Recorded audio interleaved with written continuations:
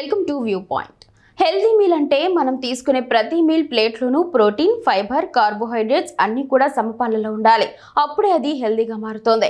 దీనిని మనం తీసుకున్నప్పుడు మనకి పోషకాలన్నీ చక్కగా అందుతాయి.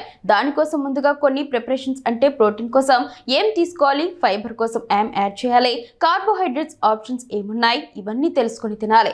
దీని గురించి నిపుణులు మంచి ఆప్షన్స్ ని సజెస్ట్ చేస్తున్నారు. అవేంటో ఇప్పుడు చూద్దాం. వెజ్ లో పన్నీర్, సోయాబీన్స్, గ్రీక్ యోగర్ట్, పప్పులు ఇందులో ఏదైనా ఒకటి తీసుకోండి. మనం ఏం తీసుకున్నా కూడా 1 లేదా 2 గుప్పెడు సైజులో ఉండేలా చూసుకోవాలి. నాన్ వెజ్ లో చికెన్, చేపలు, ప్రాన్స్, గుడ్లలో ఏదైనా కూడా తీసుకోవచ్చు. ఇది కూడా పోర్షన్ అనేది చాలా ముఖ్యం. హెల్దీ ఫ్యాట్స్ కూడా చాలా ముఖ్యం. కాబట్టి ఇప్పుడు చెప్పే ఫుడ్స్ ఏవైనా సరే 1 లేదా 2 టేబుల్ స్పూన్ల పరిమాణంలో తీసుకోండి.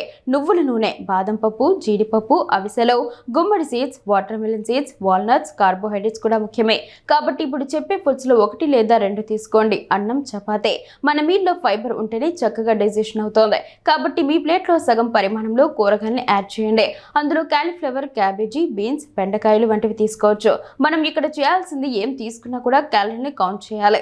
మనం తీసుకునే మీల్లో క్యాలరీని సరిచూసుకోవాలి. సాధారణంగా 40% కార్బోహైడ్రేట్స్, 30% ప్రోటీన్స్, 30% ఫ్యాట్స్ తీసుకోవాలి. పోర్షన్ సైజ్ అనేది చాలా ముఖ్యం.